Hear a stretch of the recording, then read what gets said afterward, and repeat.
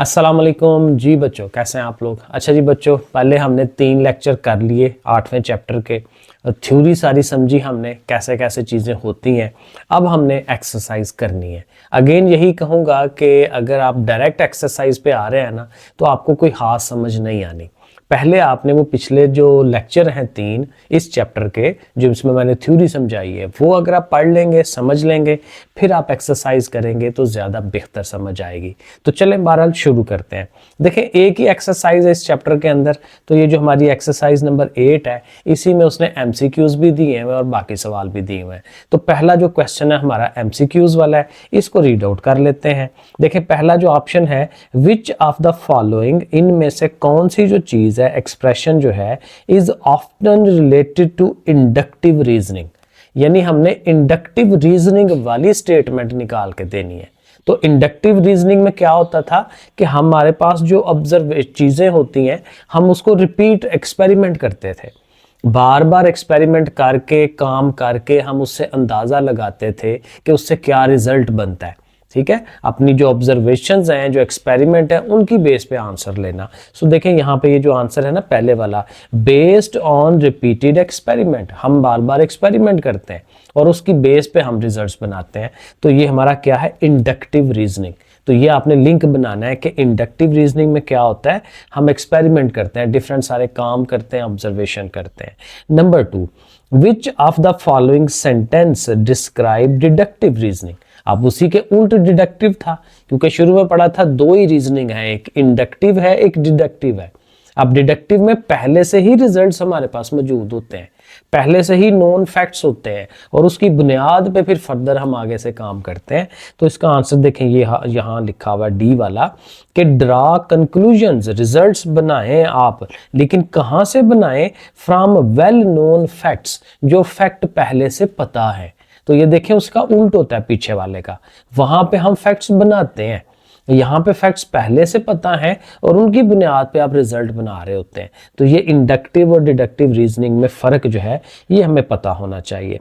Number 3, which one of the following statement is true. इनमें से कौन सी स्टेटमेंट ट्रू है। तो मैं खाली ये जो ट्रू वाली है वही बताऊंगा, बाकी सारे फॉल्स हैं। ये 22/7 is don't belong to Q dash. ये क्यू डैश कौन सा सेट होता था, ये हमारे होते हैं इर्रेशनल नंबर्स। इर्रेशनल, क्यू वाले जो हैं रैशनल हैं और क्यू डैश वाले इर्रेशनल हैं। तो इर्रेशनल कौन से होते थे, जिनके ऊपर स्क्वायर रूट आता था, जिनको हम ओवर में नहीं लिख सकते।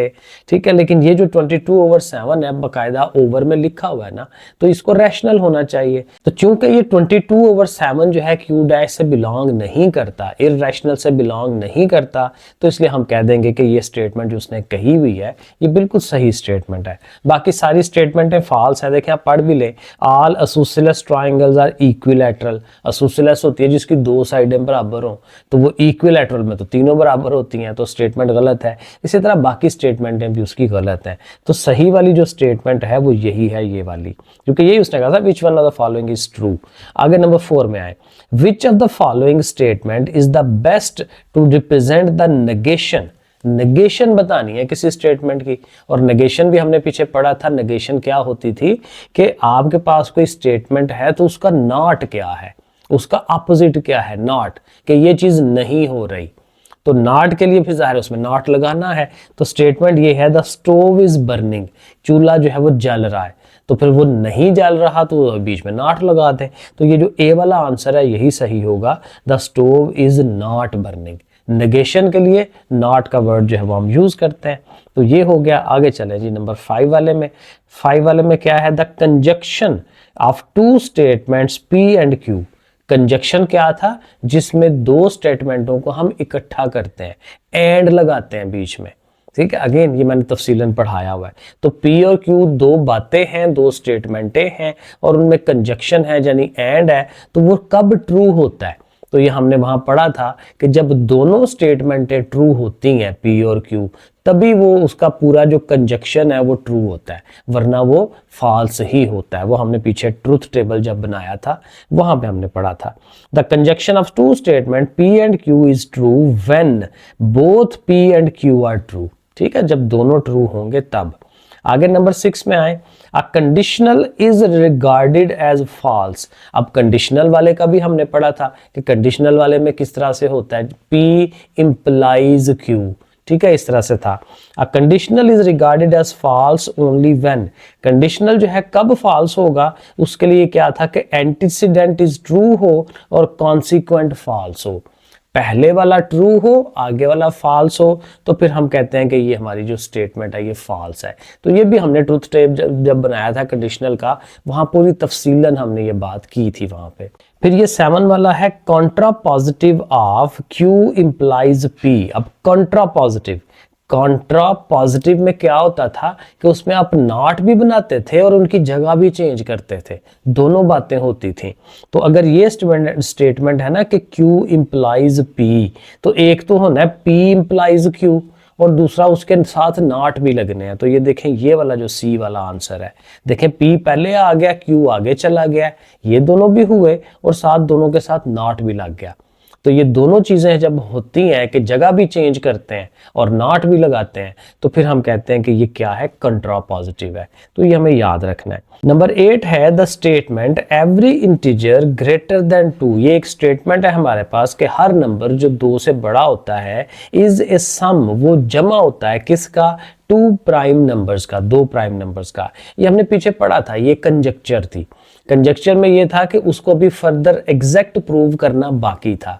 ये भी हमने पीछे तफसीलन पढ़ा था उसकी थ्योरी के अंदर कि कंजक्चर क्या होता है, वो आप वहां पे तफसीलन देख सकते हैं। तो इसका आंसर बी वाला जो है वो सही है। 9 वाला द स्टेटमेंट, अब यहाँ पे भी स्टेटमेंट है, अ स्ट्रेट लाइन, एक सीधी line, can be drawn between any 2 points, कोई से 2 नुक्तों के दरमियान एक सीधी लाइन लगाई जा सकती है।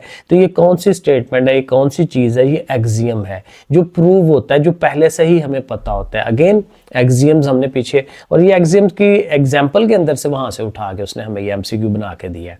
तो बहरहाल ये भी अगेन तफसीलन हमने इसको पढ़ा हुआ है। आगे कहता है the statement the sum of the interior angles of a triangle is 180, कि अंदरूनी जो एंगल्स हैं उनका जो सम है वो 180 होता है।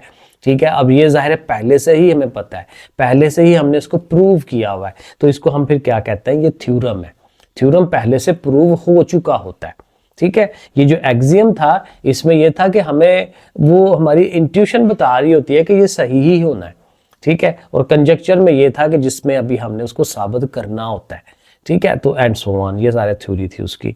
तो ये हमारे सारे एमसीक्यूज हैं। अब ये जो सवाल है जाहिर है कि ये मैंने लिख के किए मैं कॉपी पे, वहां से करते हैं। अच्छा जी, इसमें अब जो हमारा पहला क्वेश्चन है जो प्रॉपर करने वाला क्वेश्चन नंबर 2, यहाँ पे क्या करना है, कहता है write the converse, inverse and contrapositive of the following conditionals.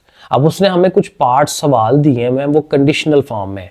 Conditional आपको पता है P इंप्लाइज Q, बीच में वो तीर का निशान आता है। जब तीर का निशान आता है तो वो कंडीशनल एक स्टेटमेंट होती है कि P अगर ये होगा तो फिर ये होगा, ऐसे इफ एंड देन वाला स्टेटमेंट। तो उसमें ये तीर का निशान आ रहा होता है। तो कहता है इसके 3 आगे से बनाए, और वो क्या 3 चीजें बनानी है, कन्वर्स बनाना है, इनवर्स बनाना है और कंट्रापॉजिटिव बनाना है। ये भी हमने सीखा था पीछे थ्योरी में कि कैसे करते हैं। तो वो चारों पार्ट मैंने आपके सामने ये देखें बना के रख दिए हैं, उनको जरा हम देख लेते हैं। और ये ज़ाहिर है कि ये तो प्रॉपर सवाल है ना ये चारों, तो वो चारों सवाल देखें यहाँ टेबल में मैंने लिख दिए हैं कि ये क्या है, हमारे कंडीशनल है। सॉरी, ये सामने अब नज़र आ रहा होगा, कंडीशनल्स ये सारे हैं। अब देखें सबसे पहले हम इसका कन्वर्स बनाएंगे, टेबल वाइज बनाएं, ज़्यादा अच्छा लगेगा। अब देखें कन्वर्स में क्या होता था कि आपने उनकी जगह चेंज कर देनी होती है क्योंकि उल्ट करना है। तो यहाँ पे था कि नॉट P इंप्लाइज Q, तो नॉट P पहले है तो उसको आपने आगे ले जाना है, Q को नॉट P की जगह पे ले आना है। तो Q देखें शुरू में आ गया, नॉट P आगे चला गया, तो इसको हम क्या कहते हैं, कन्वर्स। तो अब ये थोड़ा सा याद रखना है कि कन्वर्स में जगह चेंज करनी है, दोनों चीजों की, कन्वर्स में जगह चेंज करनी है, बस ये याद रखना है। तो ये जगह चेंज होगी उसकी। अब इसका इनवर्स है, तो इनवर्स में बेसिकली वो जो नॉट का जो पार्ट है ना उसको आपने चेंज करना होता है, रहता वो वही है। देखें P इंप्लाइज Q है ना, तो P के साथ नॉट है तो आपने P वाला नॉट हटा के Q के साथ नॉट लगा देना है। रहना P ने पहले ही है, जैसे P पहले है तो यहाँ पे भी P पहले है, Q बाद में है तो Q बाद में ही है। लेकिन ये है कि नॉट अब यहां से उठा के उधर ले लिया आपने, और अगर दोनों के साथ नॉट ना होते तो दोनों के साथ नॉट लगा लेते, दोनों के साथ नॉट होते तो हम दोनों का नॉट खत्म कर देते। तो नॉट जो है ये बेसिकली हमारा इन्वर्स है, नेगेशन जो है वो यहाँ पे आ जाती है उसकी।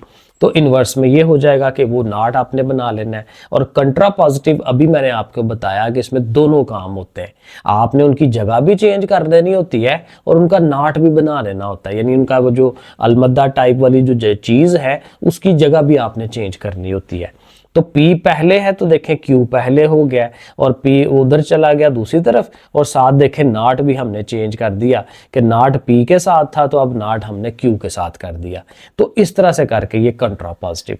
अब यही कंडीशन अब हर एक के ऊपर लगा लें। अब देखें Q इंप्लाइज P है तो कन्वर्स के लिए आपने P इंप्लाइज Q कर दिया, P पहले कर दिया, Q आगे, जगह चेंज हो गई। इनवर्स में फिर क्या करना है कि आपने ये देखें दोनों के साथ नॉट नहीं है ना, तो अब दोनों के साथ देखें नॉट लगा लिया, अपनी जगह पे वो बरकरार है बट नॉट लग गया। और कंट्रा पॉजिटिव में दोनों काम होते हैं, जगह भी चेंज हो गई और उनका नॉट भी लग गया। बस ऐसे करते जाना है। इसी तरह से आप देखें इसमें दोनों के साथ नॉट है, P पहले है, Q आगे है, तो अब आपने पहले तो जगह चेंज करनी है ना कन्वर्स में, और यहाँ पे देखें उनके नॉट लगे हुए थे, दोनों के नॉट आपने खत्म कर दिए इन्वर्स में, और कंट्रा पॉजिटिव में जगह भी चेंज हुई और उनके नॉट भी खत्म हो गए।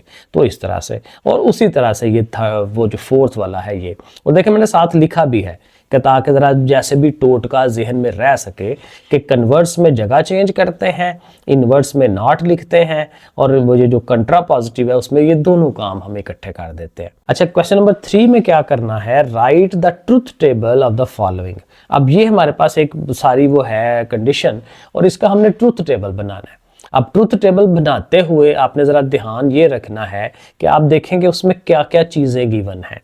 P और Q है, यानी P और Q से ही हमने हमेशा स्टार्ट लेना होता है, क्योंकि ये हमारी स्टेटमेंट्स होती हैं, उनकी बेस पे फिर आगे से फर्दर जो उसने शक्ल बना के दी है वो हम बना लेंगे। बड़ा इजी काम है। देखिए P और Q मैंने पहले भी समझाया था कैसे करते हैं, कि आपने पता है ना कि P और Q दोनों आनी है कि दो स्टेटमेंट हैं, तो उसको लिखने का तरीका मैंने पहले भी समझाया था, नहीं समझा तो अब समझ लें कि आपने P को एक दफ़ा ट्रू रखना है तो उसके सामने कंडीशन क्या हो सकती है कि Q भी ट्रू हो सकता है। ये ऐसे ही है जैसे दो सिक्के, प्रोबेबिलिटिकल जब सवाल करते हैं तो दो सिक्के इकट्ठे फेंकते हैं तो दोनों पे हेड आ सकता है, पहले पे हेड आए दूसरे पे टेल आ जाए, पहले वाले पे टेल आ जाए अगले पे हेड आ जाए, या दोनों पे टेल आ जाए। एग्जैक्टली वही काम हम यहाँ कर रहे होते हैं कि अगर पहला ट्रू है तो दूसरा भी ट्रू हो सकता है, अगर पहला ट्रू है तो दूसरा फॉल्स हो सकता है। ठीक है ना, ऐसे हो गया। तो पहले के ट्रू के साथ दोनों कॉम्बिनेशन हो गए। अब पहले के दो फॉल्स के साथ अगला ट्रू हो सकता है और पहले के फॉल्स के साथ अगला भी फॉल्स हो सकता है।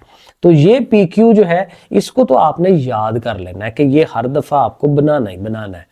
जो भी सवाल आएगा दो स्टेटमेंटों वाला, वो P और Q वाला, वो ये बनाना ही बनाना है। अब वो चाहे PQ नाम रख दे, चाहे AB नाम रख दे, या कुछ भी नाम रख दे, ये true true true false false true false false ये करना ही करना है। बाज लोग फॉल्स को पहले लिख लेते हैं, इसकी तरतीब जैसे मर्जी कर ले, जिसको मर्जी पहले रख ले, कोई मसला नहीं है। ठीक है, जैसे मर्जी अब कर सकते हैं, लेकिन उसके हिसाब से अब अगले बनाने हैं। तो अब देखें जो हमें जो चीज रिक्वायर्ड है उसमें देखें ब्रैकेट के अंदर है P और Q, ये R का वाला पार्ट होता है। ठीक है ना, एंड के लिए वो प्रॉपर उल्टा V होता है, लेकिन जो R होता है उसके लिए नीचे से V होता है, प्रॉपर V होता है जो ये वाला। तो बहरहाल पहले हमने R बनाना है, और R के लिए कंडीशन ये थी कि दोनों स्टेटमेंटों में से एक भी सही हो तो वो सही होती है, वो ट्रू होती है, एक भी ठीक हो जाए। तो देखें अगर ये दोनों ट्रू है तो वो भी ट्रू है। ये देखें अब इन दोनों में एक ट्रू है ना तो ये आंसर ट्रू आएगा, इन दोनों में भी एक ट्रू है तो आंसर ट्रू आएगा। दोनों फॉल्स हैं तो फिर हम कुछ कर नहीं सकते, फिर वो फॉल्स रहना ही है। तो ऐसे ये वाला पार्ट बन गया। अब इस सारे के बाहर क्या है, नॉट है। नॉट लेना तो सबसे आसान है कि जो आपके पास है उसका उल्ट कर दें। अब ये लिया है ना तो इसका नॉट चाहिए ना हमें, इस वाली चीज का, तो इस वाली का नॉट लेना है तो इसी वाले के ऑपोजिट लिख दें। यहां ट्रू है तो देखें फॉल्स लिख दिया, यहां ट्रू है फॉल्स, यहां ट्रू है फॉल्स, यहां फॉल्स है ट्रू। तो ये देखें यहां तक तो हम कितने आराम से पहुंच जाते हैं। बस बुनियादी चीजें ज़हन में रखनी है। अब आगे चलें तो हमने इतना पार्ट तो कर लिया ये वाली चीज, अब रह गया हमारा ये और यहाँ पे क्या है, नॉट क्यू, तो ये जो क्यू है उसका अब हमने नॉट लेना है। तो जाहिर है अगेन उल्टा काम ही करना है, तो वो नॉट क्यू के लिए अगर ये ट्रू है तो देखें फॉल्स लिखा है, फॉल्स है तो ट्रू लिख दिया है, ट्रू है तो फॉल्स लिख दिया है, फॉल्स है तो फिर ट्रू लिख दिया है। तो ऐसे करके हम बनाते चले जाएंगे। और इसी तरह अब इनको इकट्ठा करना है, क्योंकि ये वाला पार्ट हमने कैलकुलेट कर लिया, ये वाला कैलकुलेट कर लिया, और इनके दरमियान में फिर क्या आ गया, और आ गया। तो और वाली कंडीशन अभी हमने पढ़ी कि क्या होता है, दोनों में से एक भी ट्रू है तो फिर उसने ट्रू होना है। तो बस इसी को जहन में रखें और इसको हल कर लें। दोनों फॉल्स है तो देखें उसने फॉल्स होना है, इनमें से देखें एक भी ट्रू आ गया तो वो ट्रू है, दोनों फॉल्स हैं तो फिर फॉल्स ही होना है, दोनों ट्रू है तो एक भी ट्रू आ गया तो ट्रू है। तो दैट्स इट, देखें कितने आराम से ये बन जाता है। तो ये ट्रुथ टेबल हो गया। यही काम आप यहाँ दूसरे वाले के ऊपर करें। यहाँ पे भी पी और क्यू है तो पहले आंखें बंद करके ये वाला तो बनाए ना, जैसे मैंने आपको सिखाया T T T F F T T F F and so on, वो तो बनाए। अब यहाँ पे देखें दोनों के साथ पी और क्यू के साथ पहले नॉट्स हैं, तो दोनों के नॉट्स बना लें। वही बात कि ट्रू है, सॉरी क्यू का पहले मैंने बनाया है, तो ट्रू है तो फॉल्स, फॉल्स है तो ट्रू, ट्रू है फॉल्स एंड सो ऑन। ये आपको समझ आ गया, दोनों के नॉट बन जाएंगे। अब दोनों के नॉट के दरमियान और है, यानी ये जो दोनों नॉट्स हैं उनका और, अभी भी हमने ऊपर आर पढ़ा था, एक भी सही हो तो सही होता है। तो देखें ये दोनों फॉल्स हैं तो फॉल्स, एक ट्रू है ट्रू, एक ट्रू है ट्रू, ये दोनों ट्रू है तो फिर भी ट्रू।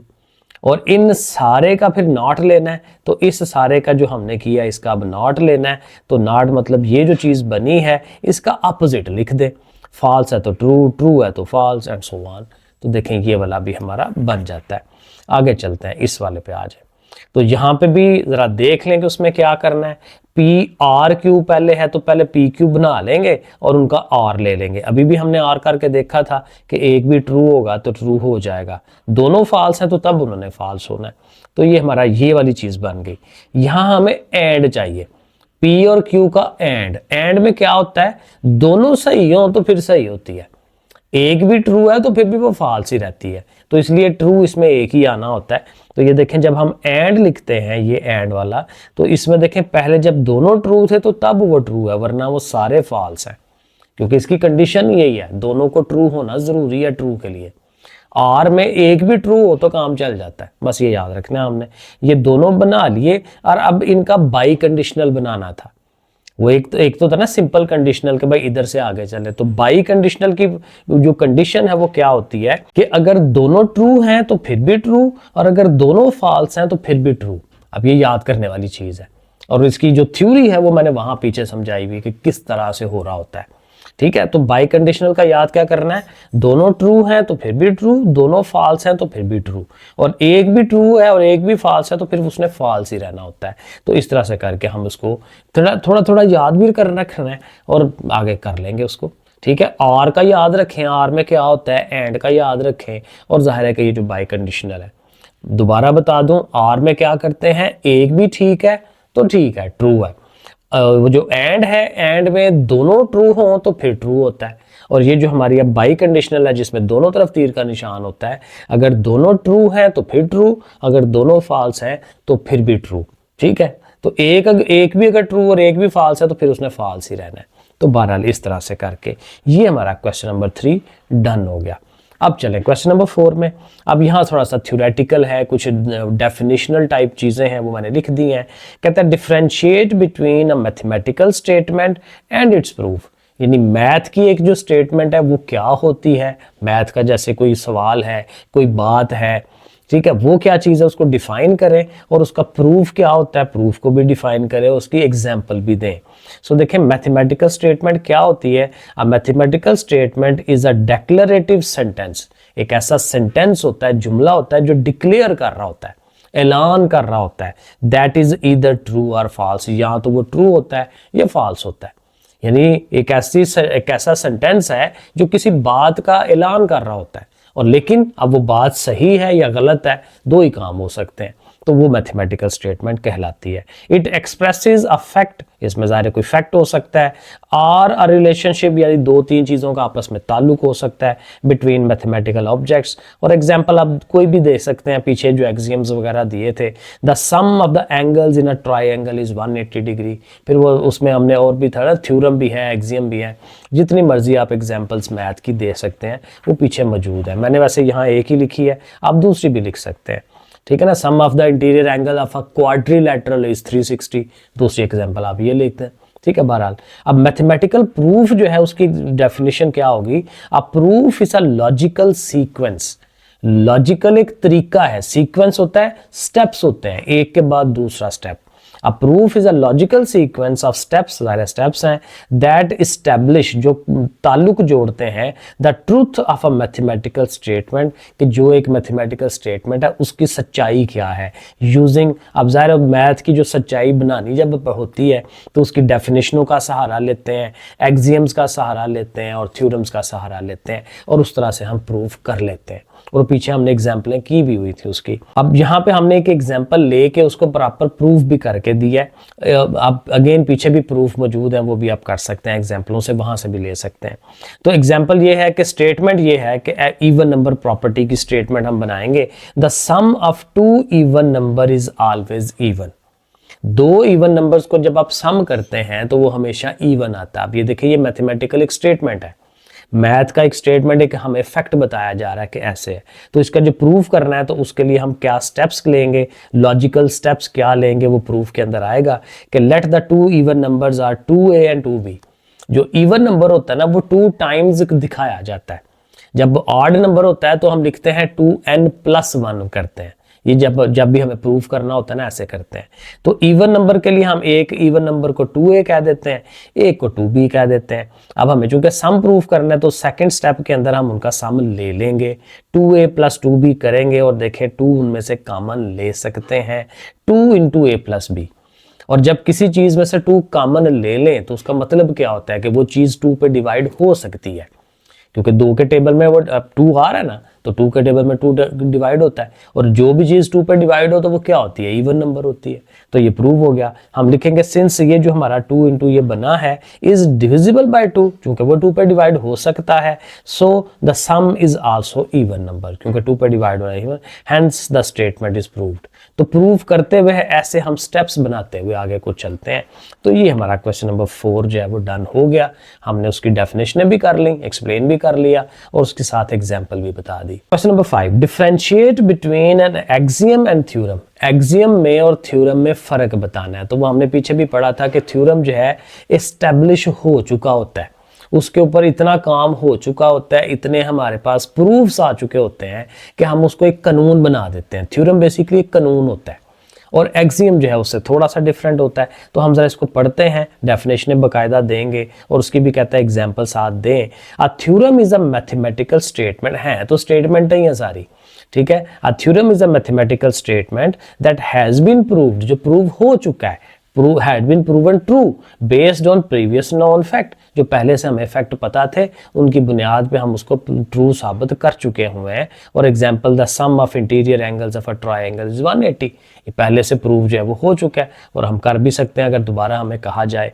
एक्सियम फिर क्या होता है? An axiom is a mathematical statement that we believe to be true, हमें यकीन है, हमें पता है कि वो ट्रू है, ठीक है, विदाउट एनी एविडेंस और रिक्वायरमेंट एनी प्रूफ, उसको प्रूफ करवाए बगैर ही हमें पता होता है कैसे है। जैसे हम कहते हैं कि एक नुक्ता है तो उस नुक्ते में से हजारों इनफाइनाइट लाइनें गुजर सकती हैं, तो ये हमें पता है कि वाकई ऐसे होता है, तो उसको प्रूफ की जरूरत नहीं होती। बेसिक फर्क क्या है? एक्सियम को प्रूफ्स की जरूरत ही नहीं है, पहले से नोन फैक्ट होते हैं, ठीक है। अ straight line can be drawn between any 2 points, ये भी हमने पीछे पढ़ा था कि 2 नुक्तों के दरमियान जो है आप एक स्ट्रेट लाइन ड्रॉ कर सकते हैं। क्वेश्चन नंबर 6, यहाँ पे क्या है जी, व्हाट इज द इंपॉर्टेंस। अब देखें यहाँ पे सारे थ्योरेटिकल सवाल है, थ्योरी है, लिखने वाले सवाल है, क्योंकि ज़ाहिर चैप्टर भी इसी तरह का ही है ना, उससे मिलता जुलता है। So what is the importance of logical reasoning, ये जो लॉजिकल रीजनिंग करते हैं, एक के बाद दूसरा स्टेप, तीसरा स्टेप, कि हाँ भाई ऐसे होगा तो उसके बाद ऐसे होगा, एक अच्छे दिमाग वाला हम काम कर रहे होते हैं, तो उसकी इंपॉर्टेंस क्या है, क्यों अहमियत है उसकी इन मैथमेटिकल प्रूफ्स इनके अंदर। और फिर अगेन कहता है कि इसको एक एग्जाम्पल दें जिससे हमें ये समझ आए। तो आंसर हम उसका दे रहे हैं, logical reasoning is important because क्या करती है, ये हमें हेल्प करती है किसमें, number 1 to avoid mistakes in reasoning. हम जो रीजनिंग कर रहे हैं, जो हम बात हम सोच रहे हैं, अगर हम लॉजिकली चलेंगे तो हमारी मिस्टेक्स जो है वो कम होगी, गलतियां कम होंगी। Number 2, not for some examples but for all, यानी कुछ चीज़ों पे ये अप्लाई नहीं फिर होता, फिर हर एक पे अप्लाई हो जाता है। अगर आप लॉजिकली चलते हैं तो हर तरह के प्रॉब्लम के ऊपर ये उसको आप फिट बिठा सकते हैं, ठीक है, सब के ऊपर ये इक्वली अप्लाई होता है, तो ये भी एक फ़ायदा हो गया। और नंबर 3, यूज़ नोन फैक्ट्स, और जाहिर है कि हम इसमें भी क्या करते हैं कि जिस चीज़ को प्रूव करना होता है तो उसको प्रूव करने के लिए जो पहले से हमें पता होती हैं चीज़ें, उनको इस्तेमाल करते हुए उसको प्रूव कर लेते हैं, तो ये भी इसमें आसानी हो जाती है, फ़ायदा हो जाता है। तो ये हम इसके फ़ायदे जो है वो गिनवा देंगे।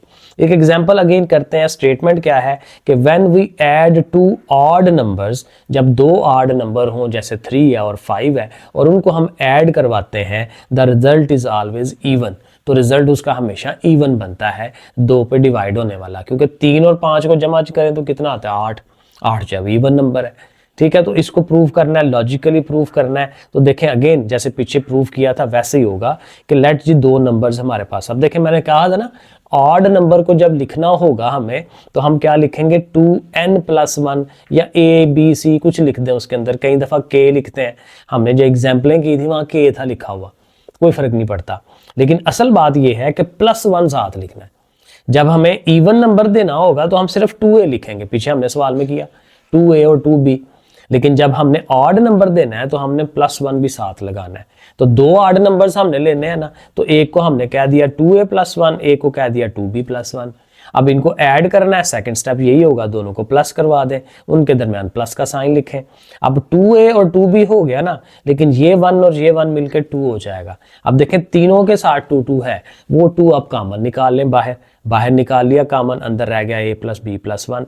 अब यहाँ पे भी वही लॉजिक इस्तेमाल करेंगे कि चूंकि इसमें से 2 कॉमन निकल रहा है, दैट मीन्स कि ये जो चीज़ बनी है ये 2 पे डिवाइड हो सकती है, और जो चीज़ 2 पे डिवाइड हो सकती है वो इवन होती है, तो प्रूव हो जाएगा, ठीक है। ये जो चीज़ है डिविजिबल बाय 2 है। तो मतलब क्या हुआ कि no matter which odd number we choose the sum will always be even, तो इसका मतलब ये प्रूव हो गया। तो इस तरह से देखें लॉजिकल रीजनिंग की हम ये एग्जाम्पल इसको साथ दे सकते हैं। आगे चलें जी, क्वेश्चन नंबर 7 में हमें क्या करना है, कहता है इंडिकेट, निशानदही करें, whether it is an axiom, conjuncture और थ्योरम। कुछ स्टेटमेंटें हमें उसने दी हुई हैं और कहता है कि बताएं कि भाई कौन सा जो है कंजक्चर है, कौन सा एक्सियम है। अभी हमने इनको पढ़ लिया है, अब जरा देखते हैं। नंबर 1 जो हमारे पास स्टेटमेंट है, there is exactly 1 straight line, एक ही जो स्ट्रेट लाइन है, थ्रू एनी 2 पॉइंट्स, 2 नुक्तों में से एक ही लाइन गुजर सकती है। अभी भी हमने पीछे पढ़ा था कि ये एक्सियम है, ठीक है। एक्सियम अगेन वही चीज है जो नोन फैक्ट है, जो हमें, जिसके लिए हमें कोई किसी वो क्या कहते हैं प्रूफ की ज़रूरत नहीं पड़ती, वो एक्सियम है, तो ये एक्सियम के अंदर आता है। और अगेन अगर पीछे वो थ्योरी में पढ़ेंगे ना, तो एक्सियम्स के जो उसने दिए हैं उनमें से एक उसने यहाँ से उठा के हमें दिया है। और रीजनिंग भी देखें मैंने लिखी है कि ये एक्सियम क्यों है। This statement is a part of the Euclidean geometry. Euclid, अब ये यूक्लिड, अब चैप्टर नंबर 9 जब मैंने पढ़ाना है ना, तो उसमें फिर ये यूक्लिड बंदा जो है ये इसने बहुत काम किया हुआ है ज्योमेट्री के ऊपर। और ये ज्योमेट्रिकल ही है ना कि 2 नुक्तों के दरमियान से आप एक लाइन ड्रॉ करते हैं, तो कहते हैं ये यूक्लिडियन ज्योमेट्री है and is known an axiom 1, और उसका एक्सियम 1 है उसकी ज्योमेट्री का, यानी ये पहले से हमें पता है। It is the basic rule that form the foundation of geometry, तो उसका बुनियादी रूल है, मतलब पहले से हमें पता है कैसे ही होता है। नंबर 2 स्टेटमेंट है कि every even number greater than 2, हर वो नंबर जो 2 से बड़ा इवन नंबर है, can be written as the sum of 2 prime numbers, उनको 2 प्राइम नंबर के सम के तौर पर लिख सकते हैं। अब हम ये करते जाएंगे तो होता जाएगा, 2 प्राइम नंबर लेते जाएं, लेकिन ये हमने कंजक्चर के थ्योरी में पढ़ा था कि अब जाहिर नंबर तो इनफाइनाइट होते हैं, तो कोई में भी ऐसा नंबर हो जो इन्फिनिटी में बहुत आगे हो और उनको हम ऐड करें और वो ना बने इवन, ठीक है, हमारे पास एग्जैक्ट 100% श्योरिटी नहीं है। तो कंजक्चर में यही होता है कि वो एग्जैक्टली प्रूव नहीं होता, ठीक है। तो यही वो बात हम लिखेंगे कि ये जो स्टेटमेंट है ये कंजक्चर है because it has not been proved true in general. आमतौर पे हर तरह से लिहाज से ये प्रूव नहीं हुआ, जैसे मैंने आपको एग्जांपल दी कि कोई ऐसा नंबर आ सकता है कि वो इस तरह से, तो ये कंजक्चर हो जाएगा। आगे चलें, थर्ड वाली जो स्टेटमेंट है क्या कहता है, the sum of the angles in a triangle is 180 degree. ये हम कई दफ़ा कह चुके हैं कि ये थ्योरम है, ठीक है, क्योंकि ये हमने प्रूव कई दफ़ा किया हुआ है। तो ये भी मैंने उस रीजनिंग मैंने लिख दी है, पढ़ लीजिएगा। तो ये हमारा क्वेश्चन नंबर 7 डन हो जाता है। क्वेश्चन नंबर 8 क्या है, फार्मूलेट सिंपल डिडक्टिव प्रूफ्स। अब यहाँ प्रूफ करने हैं, हमने प्रूफ्स बनाने हैं for each of the following algebraic, जो भी उसने ये दिया हुआ है और उसके स्टेप बाय स्टेप वो लेके चलना है। अब प्रॉपर प्रूफ आएगा, ये सवाल पेपर में आ सकते हैं। अब ये देखें, कहता है ये वाली साइड बराबर आपने लानी है इस साइड के। अब आमतौर में ये होगा कि हम इसका स्क्वायर लेंगे, स्क्वायर का जो फार्मूला है a square plus b square minus 2ab, वो लगाया, उसमें साथ 9 को ऐड किया, वो ऑटोमेटिकली ये आ जाता है। लेकिन हमने जो कि प्रूफ्स करने हैं, तो प्रूफ में जो भी एक स्टेप हमने करना है उस स्टेप के साथ रीजनिंग बतानी है कि ये स्टेप हुआ कैसे है। अब उसके लिए भी उसने हमें आइडिया एक दिया हुआ एग्जाम्पलों के अंदर, उसने हमें ये बातें समझाई हुई है कि कैसे आपने प्रूफ करने हैं। तो वो हमने यहाँ तरीका लगाया है करने का। हमने क्या करना है, लेफ्ट हैंड साइड को ले लेना है। अब देखें इसके ऊपर स्क्वायर है ना, तो हमने उसको 2 दफ़ा लिख लेना है, क्योंकि स्क्वायर का मतलब ही होता है कि वो चीज़ 2 दफ़ा है। तो x-4 इंटू x-4 प्लस 9। और ये देखें इसके साथ मैं रीजनिंग दे रहा हूँ कि जी x की पावर m हो और x की पावर n हो, तो उनको हम इकट्ठा जो है वो मल्टीप्लाई की पावर में कर सकते हैं। जैसे यहाँ 1 पावर है 1 पावर है मिलके 2 पावर हो गई। तो ये वाला रूल हम यहाँ लगाया है हमने, ऐसे करके हम लिखेंगे। अब नेक्स्ट क्या होगा कि ये x जो है इस सारे से मल्टीप्लाई होगा और -4 इस सारे से मल्टीप्लाई होगा, वो हम ऐसे करके लिखेंगे। x इंटू दिस वन ये लिख लिया, -4 इंटू दिस वन वो लिख लिया, प्लस 9। और यहाँ पे क्या है, ये हमारा डिस्ट्रीब्यूटिव लॉ है, क्योंकि अब आप डिस्ट्रीब्यूट कर रहे हो, x को ये दे रहे हो -4 को ये दे रहे हो, तो ये डिस्ट्रीब्यूटिव लॉ है। लेकिन ये राइट साइड वाला है, क्योंकि राइट साइड वाली चीज़ जो है वो जाकर डिस्ट्रीब्यूट हो रही है। तो हम इसको, क्योंकि लेफ्ट डिस्ट्रीब्यूटिव भी होता है राइट भी होता है, तो हम कहेंगे ये राइट डिस्ट्रीब्यूटिव लॉ आपने अप्लाई किया है। अब आप उनको मल्टीप्लाई करवाएंगे, x के पास जाएगा, x 4 के पास जाएगा, 4x के पास जाएगा, 4 के पास जाएगा, 2 माइनसेस हैं प्लस कर दें, साथ 9। और ये भी अभी आप ये जो है वो मल्टीप्लिकेशन करवा रहे हैं उनकी, ठीक है। अब आप यहाँ पे देखें x और x, यहाँ पे भी दोबारा से आप जो है ये इसको कह सकते हैं। अब ऐसे यही लॉ अप्लाई होता है, बिल्कुल ठीक है, क्योंकि उसी लॉ को हम एक्सपेंड कर रहे हैं ना, तो वो ठीक है। यही चीज़ दोबारा नीचे आनी है, राइट डिस्ट्रीब्यूटिव लॉ। अब यहाँ पे क्या है, 2x मिलके x स्क्वायर हो जाएंगे। अब यहाँ पे देखें, इसको हमने ना डायरेक्टली 4x नहीं करना, वैसे तो हम कर देते हैं, लेकिन यहाँ प्रूफ्स है तो आपने 4 को उधर लाना है, x को आगे लेके जाना है। क्यों? क्योंकि वो भी इसकी तरह का हो जाएगा जैसे ये है। इसमें देखें ना 4 पहले x आ गया है, तो इसका भी 4 शुरू में होना चाहिए। तो ये दो चीज़ों को जब जगह चेंज करते हैं तो ये कम्यूटेटिव लॉ होता है। तो इसके आगे आपने लिखना है ये कम्यूटेटिव लॉ है कि आपने उनकी जगह चेंज की है। आप चूंकि जगह चेंज करने से सेम हो गए हैं, ठीक है, तो सेम होने से क्या होगा कि आप यहाँ से x को या -4 को कॉमन ले सकते हैं। तो वो हम अगला स्टेप जो है ये बनाएंगे। ये देखें, माइनस लिया और x को बाहर कॉमन रख लिया, 4 और 4 उसका ऐड हो रहा है, ये 9 और 16 मिलके 25 हो जाना था उसने, ठीक है। तो ये हमारा लेफ्ट डिस्ट्रीब्यूटिव लॉ हो गया कि देखेंगे अब ये लेफ्ट साइड पे ये डिस्ट्रीब्यूट हो रहा है x हमारा, और अब इनको ऐड कर लेंगे, 4 और 4 8 हो जाएंगे और वो प्रूव होगा। तो ये प्रूफ जो है ये देखें ज़रा कि इसके स्टेप्स कैसे बनाने हैं। स्टेप्स को आपने ध्यान रखना है, उनको लदा किया, x के साथ मल्टीप्लाई, फिर उनको इकट्ठा किया, फिर उनकी जगह चेंज की, जो मैंने आपको समझाया, इस तरह से करके इनको लेके चलना है। तो अब इसी तरह से हमने बाकी पार्ट भी करने हैं। सेकंड पार्ट देखें, x+1 का होल स्क्वायर है, फिर -x-1 का होल स्क्वायर है, इक्वल टू 4x है। अगेन इसको नॉर्मल अंदाज में करें तो यहाँ पे भी a square b square 2ab लगेगा, यहाँ पे भी वो फार्मूला है, कैंसलेट होके और 4x आ जाता है। लेकिन अगेन हमने प्रूफ के अंदाज में चलना है, तो देखें कैसे करेंगे। लेफ्ट हैंड साइड को है उसको लेके स्टार्ट करते हैं, और जैसे पिछले पार्ट में किया था कि x+1 के ऊपर स्क्वायर है ना, तो उसको आप 2 दफ़ा लिख लें। तो इस वाले को भी हम 2 दफ़ा लिख लेते हैं, इस वाले को भी 2 दफ़ा लिख लेते हैं, और साथ उसकी जो लॉजिक है वो हमने वही बतानी है कि x की पावर जो है वो 2 हो रही हो, उनको इस तरह से, तो उनको हम सेपरेट कर सकते हैं। ठीक हो गया। अब यहाँ पे अगेन वही रूल पीछे वाला यूज़ करेंगे कि ये वाला जो x है उसको इससे मल्टीप्लाई, ये वाला 1 इससे मल्टीप्लाई, ये ज़ाहिर है हमारा राइट डिस्ट्रीब्यूटिव लॉ बन जाएगा। तो x के साथ ये सारी अमाउंट देखें वो लिख ली, 1 के साथ ये सारी अमाउंट वो लिख ली। यही काम हमने यहाँ करना है, चूँकि बाहर माइनस था तो ज़रा ब्रैकेट लगा के रख लें उसको। x के साथ ये x माइनस 1 को लिखें और ये जो -1 है उसके साथ भी x माइनस 1 को लिखें, क्योंकि हम ये मल्टीप्लाई करवाते हैं। तो राइट डिस्ट्रीब्यूटिव लॉ हमारा बन रहा है। अब ज़ाहिर है हमने मल्टीप्लाई करवा लेना है x के साथ x के साथ 1, तरतीब वही रखनी है, x डॉट 1, डॉट का मतलब मल्टीप्लाई है, 1 के साथ x है, फिर 1 के साथ 1 है, यही चीज़ हमने अंदर उसके करना है। अब यहाँ फिर वही कम्यूटेटिव लॉ एक दफ़ा अप्लाई करना है, क्योंकि इसकी तरतीब चेंज करनी है। x इंटू 1 है तो 1 इंटू एक्स करें, यहाँ पे भी यही है, इसके ऊपर भी ये कम्यूटेटिव लॉ अप्लाई होगा। तो एक स्टेप हमारा ये वाला होगा कि जिसमें हमने इनको चेंज किया है। कम्यूटेटिव हो गया तो अब उसी तरह पिछले पार्ट की तरह कि यहाँ से x आप उसका अलहदा कर दें, इसका भी x जो है अलहदा कर दें, माइनस भी उसका कॉमन ले दें, तो ये लेफ्ट डिस्ट्रीब्यूटिव लॉ हो जाएगा, क्योंकि अब हमारा x इस तरफ है, लेफ्ट साइड पे है।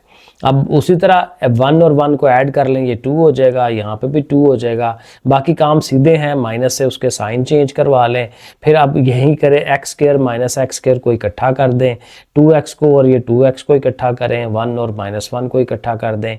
यहाँ पे भी आप लिख सकते हैं कि आपने कम्यूटेटिव लॉ जो है वो यूज़ किया है, क्योंकि चीज़ों की तरतीब जो आगे पीछे करते हैं वो कम्यूटेटिव लॉ के अंदर होती है।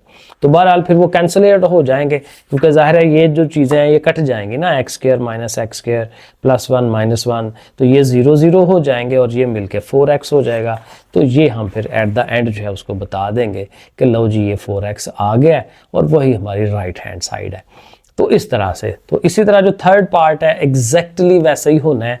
तो वो देखें आपके सामने है, जस्ट एक दफ़ा मैं आपको गो थ्रू करा देता हूँ स्टेप्स को। स्केयर्स हैं उनको आपने देखें 2-2 दफ़ा में लिखा, आगे वही सारी कंडीशनैलिटीज़ हैं जो पीछे लिखी है ना, वही सारी आपने यहाँ लिख लेनी है खुद से। ठीक है, तो अगेन x के साथ ये x + 5, 5 के साथ, ठीक है, बिल्कुल वही पैटर्न है। फिर x ने मल्टीप्लाई होना है, फिर वही पैटर्न के x इंटू 5 है तो 5 इंटू एक्स करें, कम्यूटेटिव लॉ, यहाँ पे भी वही काम करें। फिर उनको इकट्ठा कर लें, x उनका बाहर निकल गया, 5 और 5 10 हो गया, इधर भी वही चीज़, माइनस से साइन चेंज किए, फिर हमने उनको इकट्ठा कर लेना है, x स्क्वायर वालों को, फिर x वालों को, फिर 25 वालों को, वो दोनों ज़ीरोज़ हो जाएंगे, 10 और 10 मिलके ये 20 हो जाएंगे। तो राइट हैंड साइड, तो ये जो साइड पे लिखने वाला है बिल्कुल पिछले सवाल की जो कॉपी है वो आपने इस पे साथ साथ उसकी जो लॉजिक्स हैं वो लिख देनी है। तो ये हमारा क्वेश्चन नंबर 8 हो जाता है। अब चलते हैं 9 वाले पे। 9 में क्या है जी, प्रूव द फॉलोइंग। अब यहाँ पे भी प्रूव ही है, यहाँ पे कुछ और रूल्स लग जाएंगे लेकिन करने प्रूव ही हैं, लॉजिकली हमने प्रूव करने हैं। अब यहाँ पे ये सवाल है, ये स्टेटमेंट है। अब यहाँ गौर करें तो इसके ओवर में 4 है, तो ऊपर से अगर आप 4 कॉमन ले लें तो उस 4 से इस 4 को कटवाएंगे तो ये आंसर आ जाता है। लेकिन स्टेप बनाने हैं, कैसे करेंगे, पहले ये रकम लिखें लेफ्ट हैंड साइड, वो लिख ली। अब इसके चूंकि ओवर में 4 है तो ओवर वाले 4 को आप अलहदा कर सकते हैं 1/4 करके, और उसकी लॉजिक देखें, हम बता रहे हैं कि अगर a/b हो तो 1/b, यानी ओवर वाली जो चीज़ है उसको 1/, में लिख के ऊपर वाले को अलहदा किया जा सकता है। तो ये लॉ है, कानून है, रीजनिंग है, वो हम साथ उसके मेंशन कर रहे हैं। अब अंदर से 4 कॉमन लेना है, तो वो फिर किस तरह से कॉमन लेंगे कि इस तरह से हो कि वो 4 का प्रोडक्ट आ जाए। मतलब ये तो खुद 4 है ना, तो 4 × 1 लिखें, क्योंकि 4 1 4 होता है, और ये 16 है तो 4 × 4 लिख लें। इस तरह से ये होगा कि देखें 4 आपके पास अलहदा हो जाएगा, और इसको हम कहते हैं मल्टीप्लिकेशन लॉ या मल्टीप्लिकेटिव आइडेंटिटी, क्योंकि मल्टीप्लाई कर रहे हैं ना। अब जैसे यहाँ पे ये मल्टीप्लिकेटिव आइडेंटिटी आया, तो खाली लॉ लिख दें, मल्टीप्लिकेशन या मल्टीप्लिकेटिव आइडेंटिटी लिख दें, एक ही बात है। अब आपने 4 कॉमन लेना है, तो कॉमन लेने का मतलब वही होता है कि डिस्ट्रीब्यूटिव लॉ है, क्योंकि आप उसका 4 निकाल के बाहर रख रहे हैं और वो 4 अंदर 2 चीज़ों से मल्टीप्लाई हो रहा है, तो ये डिस्ट्रीब्यूटिव लॉ है हमारा लेफ्ट वाला। तो इस तरह से करके, तो अब जब कॉमन ले लिया तो ये 4 और 1/4 ये एक दूसरे के इन्वर्सेस हो जाएंगे, उनको आपने इकट्ठा कर देना है। एसोसिएटिव लॉ है, एसोसिएटिव में देखना 1 2 3 चीज़ें जब होती हैं तो उनकी तरतीब आगे पीछे की जा सकती है। तो ये जो 4 है अब उसको 1/4 के साथ दे दें, उसको इसको लैदा कर दें, और साथ देने से ये होगा कि ये एक दूसरे के इन्वर्सेस हो जाएंगे, मल्टीप्लिकेटिव इन्वर्सेस, और ये आपस में कट जाएंगे, 1 आ जाएगा और ये आंसर हो जाएगा। तो वो अगले स्टेप में हम उसको लिख देंगे कि देखें वो मल्टीप्लिकेटिव इन्वर्स हुए थे, वहाँ 1 आ गया, आगे ऊपर लिख दें मल्टीप्लिकेटिव इन्वर्स है, और ये चीज़ बस रह जाएगी। तो मल्टीप्लिकेटिव आइडेंटिटी के साथ मल्टीप्लाई किया ना, तो राइट हैंड साइड ऐसे। तो थोड़ा सा इसमें ज़रा इसके ये जो लॉजिक्स है ना ये वाली, इनको आपको थोड़ा सा याद या ध्यान रखना पड़ेगा इसका।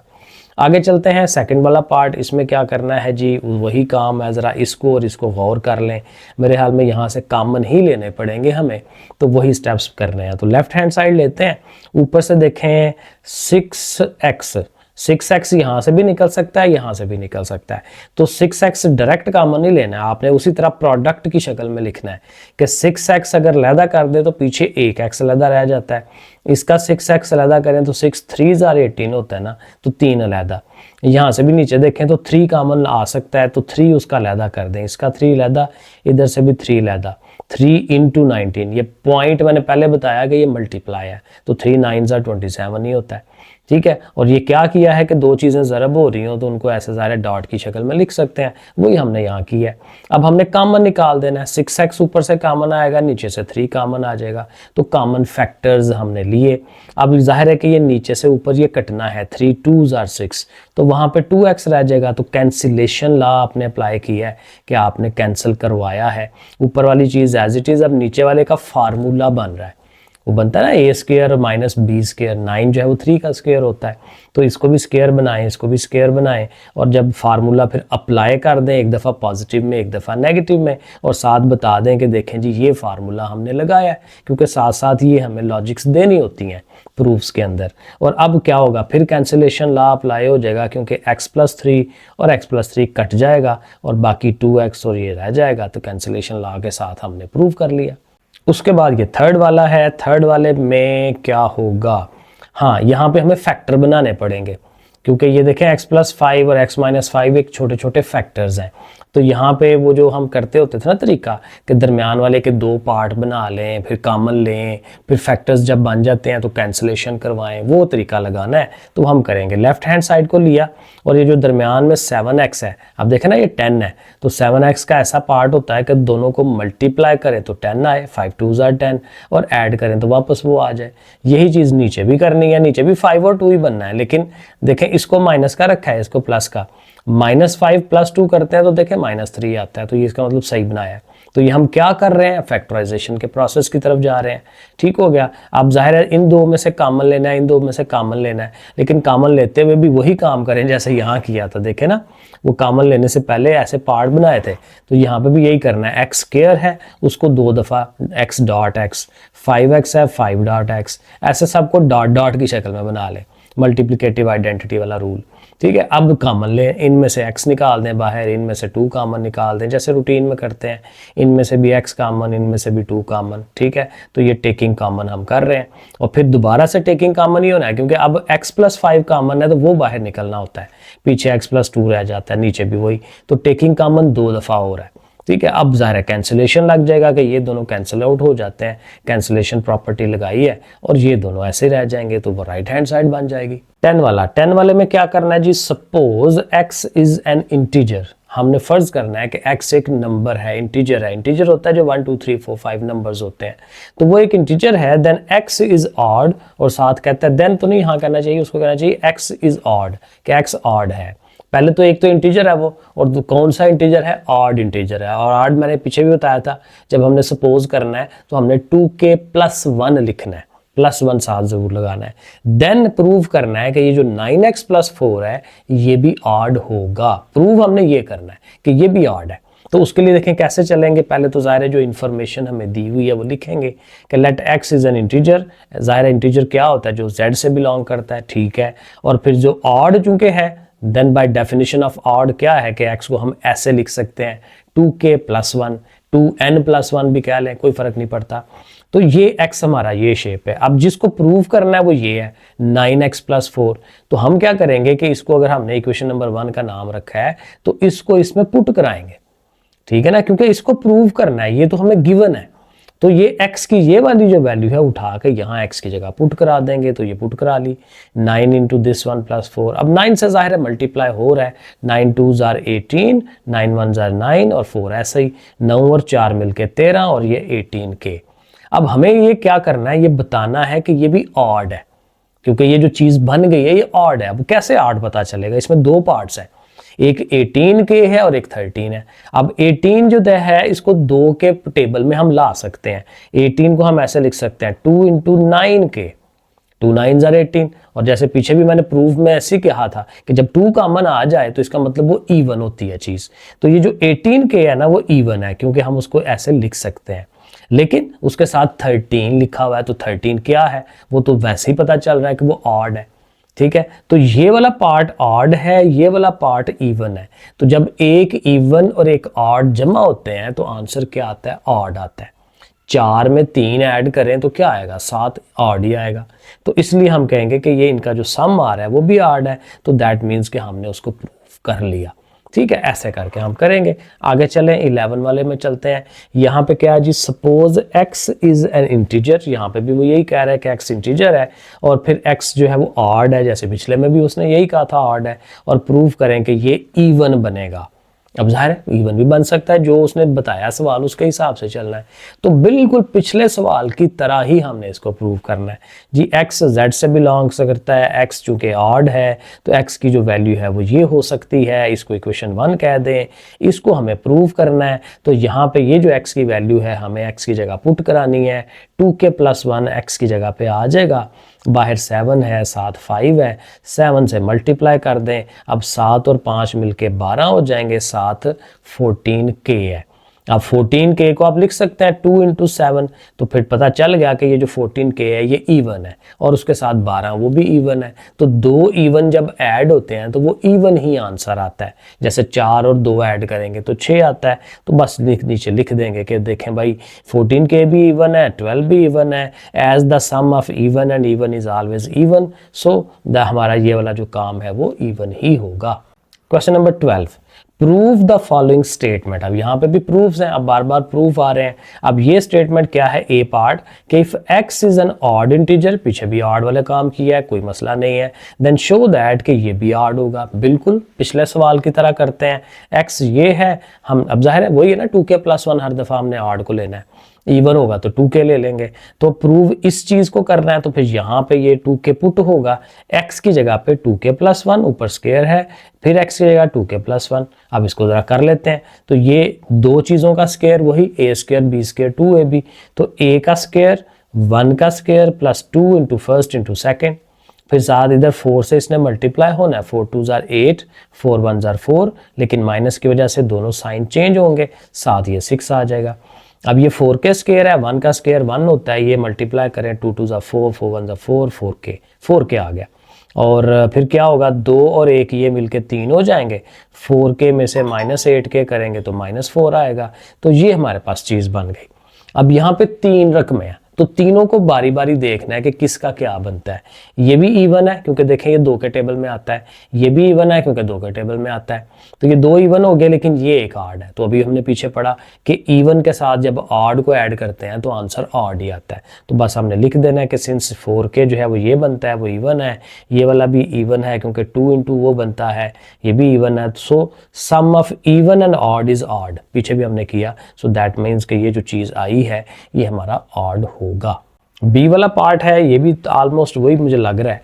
If x is N even, अब इवन है x, तो फिर x को क्या लेट करेंगे, 2k, ठीक हो गया। अब देखना हर दफा यही सवाल है, यहाँ इवन आ रहा है, यहाँ ऑड आ रहा है, तो बड़ा इजी काम है।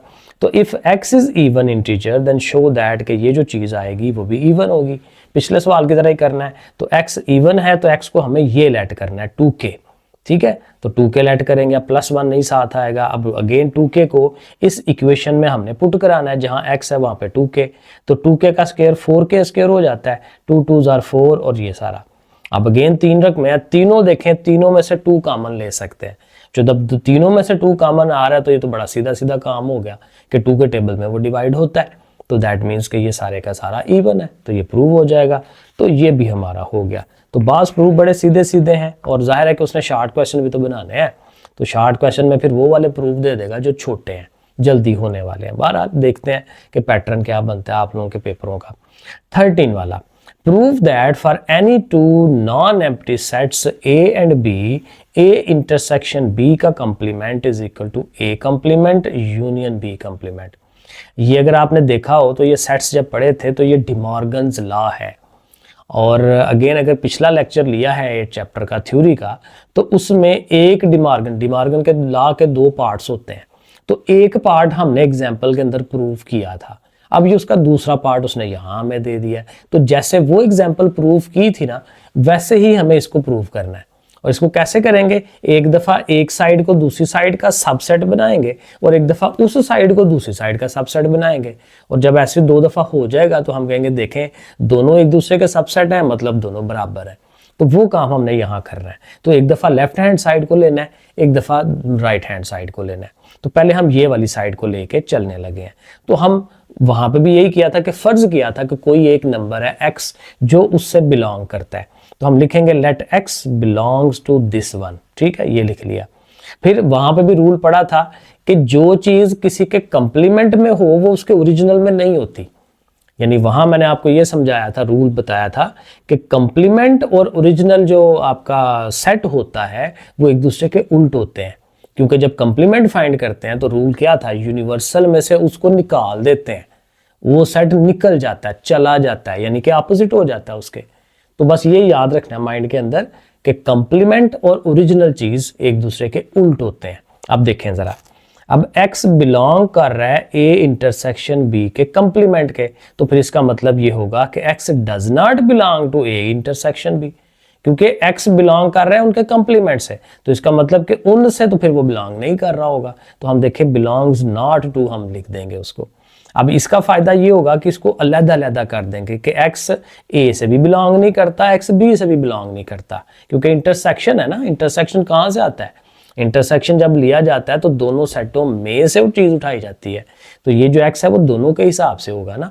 तो x does not belong to A, x does not belong to B, वो हम ये लिख देंगे।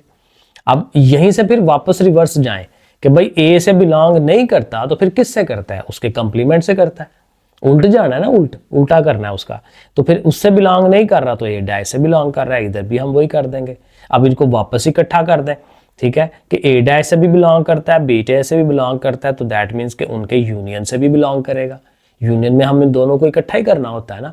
तो फिर क्योंकि देखें ना, इंटरसेक्शन से चले थे तो हम यूनियन की तरफ जाएंगे, क्योंकि हमारे जो प्रूव करना है उसमें ऐसे ही है, एक तरफ इंटरसेक्शन है एक तरफ यूनियन है। तो फिर इंटरसेक्शन से चलते चलते हम यूनियन की तरफ चले जाएंगे। ठीक है, कि x जो है वो उससे बिलोंग करता है। अब x तो हमारा जो स्टार्टिंग था वो इससे बिलोंग कर रहा था, तो फिर ये जो है वो इसका सबसेट होगा। तो हम लिख देंगे कि ये हमारा उस वाले का सबसेट है। ये एक पार्ट प्रूव होता है। अब जब दूसरा पार्ट प्रूव करना है तो हमने एक और नंबर ले लेना होता है y। और वो y जो है वो बिलोंग करवाना है हमने दूसरी साइड से, ये वाली साइड से। पहले हमने x इधर से बिलोंग किया था ना, y हम इधर से बिलोंग करवाएंगे। सो देखें y belongs to this one. अब बिल्कुल उसी पैटर्न पे जाना है कि देखें जी, उनके डैश से बिलोंग करता है और बीच में u है, तो यूनियन का मतलब ये है कि y जो है a डैश से भी बिलोंग करता है, b डैश से भी बिलोंग करता है, दोनों तरफ। वो हम बीच में ऐड लिख देंगे। अब इसी का उल्ट करें, क्योंकि a डैश b डैश है, कंप्लीमेंट्स हैं, तो उनसे बिलोंग करता है, तो फिर उनके जो ओरिजिनल है उनसे बिलोंग नहीं करता। ठीक है, क्योंकि उनके कंप्लीमेंट का अपोजिट जाना है, तो ओरिजिनल्स आ गए। अब इनको दोबारा इकट्ठा करें कि जी उनसे बिलोंग नहीं करता, तो फिर उनके जो इंटरसेक्शन है उससे बिलोंग नहीं करता। यूनियन है तो यहाँ इंटरसेक्शन बनाए, और जब उससे बिलोंग नहीं करता तो फिर किससे करता होगा, उनके कंप्लीमेंट से करता होगा। ठीक है, एक दूसरे के उल्ट बनाते जाना है। तो अब यहाँ पहुँच गए, इधर से शुरू होके इधर पहुँच गए, तो अब ये इसका सबसेट बन जाएगा। वो हम इक्वेशन नंबर 2 जो है उसको बना देंगे कि लो जी अब वो उसका सबसेट है। और एंड पे कह देंगे कि फ्रॉम इक्वेशन 1 एंड 2 कि वो दोनों एक दूसरे के सबसेट बन रहे हैं, सो दैट मीन्स कि दोनों एक दूसरे के इक्वल हैं। ठीक है, तो वो हमने देखें ये लिख देना है। तो इस तरह से करके एग्जाम्पल में भी किया था, यहाँ पे भी हमने ऐसे ही किया। लो जी 14 वाला, if x and y are positive real numbers, x और y दो रियल नंबर्स हैं, पॉजिटिव हैं, माइनस वाले नहीं हैं, एंड और साथ एक और कंडीशन है कि x का जब स्क्वायर लेते हैं तो वो y स्क्वायर से छोटा आता है। दोनों का स्क्वायर लें तो किसका x स्क्वायर छोटा है, x स्क्वायर का। तो फिर प्रूव ये करना है कि x जो है फिर y से छोटा है। तो ये बहुत ही छोटा सा सवाल है। हमने जब सोल्यूशन देना है तो पहला स्टेप के जी x और y ग्रेटर देन 0 है, क्योंकि ज़ाहिर है पॉजिटिव की बात की है ना उसने। और फिर जाहिर है इनका उसने ये भी बताया हुआ है कि x का स्क्वायर छोटा है y के स्क्वायर से। यहाँ तक सवाल के अंदर गिवन है ये दोनों बातें। ये दोनों बातें खुद से नहीं बनाई, ये सवाल में मौजूद है। अब हमें चूंकि ये प्रूव करना है ना कि x छोटा है y से, तो फिर जाहिर है इनका अगर स्क्वायर रूट लेंगे तो x और y आएगा ना। तो हम यही करेंगे, taking square root on both sides, इधर भी इधर भी। तो दोनों के ऊपर स्क्वायर रूट लगा दिया तो स्क्वायर और स्क्वायर रूट कट जाते हैं, तो पीछे यही रह जाएगा x is less than y। तो यही तो प्रूफ करना था। तो ये असल सवाल है 2 नंबर वाला। Since square root function is increasing for positive numbers, क्योंकि ये इंक्रीजिंग होता है, बढ़ता है, क्योंकि नेगेटिव में जाएं तो उल्टा काम होता है। तो इसलिए ये प्रूफ बिल्कुल सही है। ये बिल्कुल 2 नंबर वाला सवाल था। अब आ जाए 15 वाले में। 15 वाले में कहता है, ये भी बड़ा इंटरेस्टिंग है, कि prove that the sum of interior angles of a triangle is 180। कितनी दफा पीछे ये एक्सियम हमने पढ़ा कि जी एक ट्राइंगल के जो अंदर वाले तीनों जाविये एंगल्स होते हैं उनका सम 180 होता है। अब इसको प्रूव करना है तो बड़ा इजी है प्रूव करना। आपने एक ट्राइंगल बना लेनी है ABC और उनके एंगल्स के नाम रख लेने हैं। इसका 1 रख दें, 2 रख दें, 3 रख दें, कोई भी नाम रख दें, कोई फर्क नहीं पड़ता, 1 2 3। लेकिन आपने प्रूव करने के लिए ये करना है कि ये जो C नुकता है ना, पॉइंट वर्टेक्स, यहां से आपने एक बिल्कुल सीधी लाइन ड्रॉ करनी है जो पैरेलल होगी AB के। और ये हमने साथ बताना है कि हमने AB के पैरेलल एक लाइन C के ऊपर ड्रॉ कर ली है। अब उससे फायदा ये होगा कि आपके पास ये जो 2 एंगल है, देखे ना ये लाइन जा रही है ना ऐसे सीधी, तो ऐसे जाते जाते इधर से भी तो देखे ना यहाँ पे तो ये लाइन आ रही है, तो ये लाइन और ये लाइन सेम है।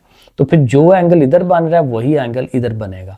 एंगल 2 और एंगल 5 अल्टरनेट एंगल्स होते हैं, ये आपस में बराबर होंगे। इसी तरह से एंगल 1 जो है वो एंगल 4 के अल्टरनेट है, वो उसके बराबर हो जाएंगे। तो इस तरह से प्रूव। अब देखें जरा लिखना कैसे है। ABC इज अ ट्राइंगल, पहले ये बनाई साथ फिर लिखा है ABC एक ट्राइंगल है। Draw a line through C में से एक लाइन ड्रॉ करें जो कि AB के पैरेलल है। यहाँ पे मैं इसको जरा प्रॉपर कर देता हूँ लाइन को, ऐसे तो वो बना लें। And angle 1 is equal to angle 4, जैसे मैंने आपको बताया कि ये एंगल 1 और 4 जो है एक दूसरे के अल्टरनेट हैं। आगे आप लिख दें 2 और 5 भी एक दूसरे के अल्टरनेट हैं, ठीक है। और दूसरी बात, अब यहाँ इसको रख के ना यहाँ तक, तो फिर आप ये देखें कि ये जो एंगल्स हैं तीनों का सम जो है, एंगल 5, एंगल 3, एंगल 4, वो एक लाइन के ऊपर आ रहा है ना। ये हमने किसी टाइम पढ़ा था कि एक स्ट्रेट लाइन के ऊपर जो टोटल एंगल होता है वो 180 होता है। तो ये जो स्ट्रेट लाइन है उसके ऊपर देखें ना, ये टोटल एंगल बन रहा है, तो तीनों का जो सम है वो 180 होना चाहिए। तो हम लिखेंगे एंगल 5, एंगल 3, एंगल 4 का सम 180 है, क्योंकि वो स्ट्रेट लाइन के ऊपर आ रहे हैं, स्ट्रेट लाइन के एंगल्स हैं। अब हमने सिर्फ ये करना है कि एंगल 5 की जगह पे 2 को लिख देना है, इधर 2 आ जाएगा, और एंगल 4 की जगह पे 1 को लिख देना है। तो ये हम सब्स्टिट्यूट करवाएंगे उनके एनालॉजियस और इनको सीधा कर देंगे तो हमारा प्रूव हो गया। एंगल 1 2 3 तीनों का सम 180 है, क्योंकि एंगल 1 2 3 वो अंदर वाले एंगल्स हैं। तो यही चीज हमें प्रूव करनी थी। Sum of the interior angles of a triangle is 180 degree. और ये हमारा लास्ट वाला क्वेश्चन है, कहता है अगर आपके पास ये ABC 3 non zero real numbers हैं, जीरो नहीं है लेकिन रियल है, नेगेटिव पॉजिटिव कुछ भी हो सकते हैं, प्रूव करना है कि भाई ये साइड जो है वो ये साइड बन सकती है। अब हम इस साइड को रखेंगे अपने पास, लेफ्ट हैंड साइड कह लें इसको, वैसे तो इक्वेशन है वो बराबर का निशान है बीच में, लेकिन ज़ाहिर है इधर वाली चीज़ भी तो है, तो इसको राइट कह लेते हैं, इसको लेफ्ट कह लेते हैं। तो इस साइड को हम लेके तो ये बनानी है। अब जो बनाना है उसमें देखें A के साथ D है, तो यहाँ D इन्वॉल्व करना है। तो फिर हम क्या करेंगे कि BD याद रखें, BD से इधर भी मल्टीप्लाई करवा दें, इधर भी करवा दें, क्योंकि जाहिर है कि देखें ना BB कटेगा तो A के साथ D आ जाएगा, यहाँ से DD कटेगा तो C के साथ B आ जाएगा, जो कि यहाँ होना चाहिए। तो बस यही चीज़ हमने यहाँ पे करनी थी, उसके साथ साथ लिख देंगे। अब वही जो रूल्स हैं हमारे, पीछे भी हमने किया था ना कि ओवर में जो चीज़ है उसको 1 ओवर करके उसको अलहदा करें, तो यहाँ पे भी जो ओवर में D है उसको 1 ओवर करके कर लें। तो इस तरह से करके साथ साथ वही कंडीशनैलिटी लिख दें जो पिछले सवालों में लिखवाई थी मैंने आपको। 1/b और b को इकट्ठा कर लें, इधर से 1/d और d को इकट्ठा कर लें, ठीक है। और उस तरह से अब ये आइडेंटिटीज़ बन जाएंगी, मल्टीप्लिकेटिव आइडेंटिटीज़, वो आप सामने लिख लें और ये कट जाएंगी, 1 1 आ जाएगा और फिर उनसे मल्टीप्लाई होके AD और इक्वल टू CB, पहले CB कर लें, ठीक है। और फिर जब ऐसे करेंगे ना AD इक्वल टू CB और फिर आप लिखेंगे बल्कि कम्यूटेटिव लॉ लगाने लगे हैं तो इनको आप सीधा कर दें। तो ऐसे करके ज़रा स्टेप्स जो हैं वो बनते जाएंगे। इसी तरह ये अब ज़ाहिर है ये लास्ट वालों में ना मैंने वो साथ लिखे नहीं हैं, तो ये मैंने पीछे समझा दिए हैं कि किस वाले पे क्या रूल अप्लाई करना है। तो यहाँ पे भी वही है, यहाँ पे ज़रा क्या होना है कि बस A और C ने इकट्ठे हो जाना है, नीचे B और D ने इकट्ठे हो जाना है, लेकिन ज़रा अगेन उसके लॉजिक्स बनानी है, स्टेप्स बनाने हैं ज़बरदस्ती के। तो ऐसे है ना, तो वही काम करें कि जो ओवर वाली है उसको 1/b, ओवर वाली के साथ हमेशा यही काम करें, स्टेप्स बनेंगे आपके। तो जो b है ओवर वाला 1/b बना दें, जो d है उसको 1/d कर दें, ठीक है। अब ये जो ऊपर ऊपर वाले हैं उनको इकट्ठा कर लें, जो ओवर वाले हैं उनको इकट्ठा कर दें, ठीक है। अब जो ओवर वाले हैं स्टेप्स बनाने हैं ना, जरा 2-4 स्टेप देने हैं उसको, b और d को इकट्ठा कर लें, उधर से a और c को इकट्ठा कर लें। अब चूंकि AC उनसे मल्टीप्लाई हो रहा है तो अब AC 1 और AC कर दें और ऐसे करके ज़रा स्टेप्स बना दें उसको। और ये लास्ट वाला भी बिल्कुल ऐसा ही है कि भाई ये साइड इज इक्वल टू ये बनानी है और यहाँ देखें सारे का ओवर में कॉमन b है, तो वही काम है। जब आप लेफ्ट हैंड साइड लेंगे तो पहला स्टेप तो वही है, 1/b सेपरेट कर दें उनका। अब 1/b दोनों के पास है चूंकि, तो वो लेफ्ट डिस्ट्रीब्यूटिव लॉ लिख के और 1/b आप अलहदा कर दें, A और C को इकट्ठा कर दें। अब चूंकि वो अलहदा हो गया तो अब उनके ओवर में वो जा सकता है, तो बस अगले स्टेप में आपने उनके ओवर में लिख देना है और कह देना लो जी ये राइट हैंड साइड बराबर आ गई है। तो लो जी, कोशिश की मैंने आप लोगों को एक्सप्लेन करने की। बाकी ये है कि आपकी जो क्लास वाले भी जिस तरह कराएंगे वो भी आप देखिएगा, क्योंकि ये प्रूफ्स हैं तो इसमें कुछ स्टेप्स जो हैं हर बंदे के थोड़े डिफरेंट हो सकते हैं, थोड़े डिफरेंट हो सकते हैं। तो इसमें फिर ये नहीं कहना भाई इसका गलत है तो उसका गलत है, ये सब सही करते हैं। एट द एंड प्रूफ ठीक होना चाहिए, ठीक है जी। और अब जाहिर है आप लोग इतने हाई फाई तो हैं नहीं, असल में थोड़ा हाई फाई काम दे दिया उसने प्रूफ करने वाला, तो इसलिए जैसा भी आप कर लेंगे ना सही होगा। ओके, फिर अल्लाह हाफिज़।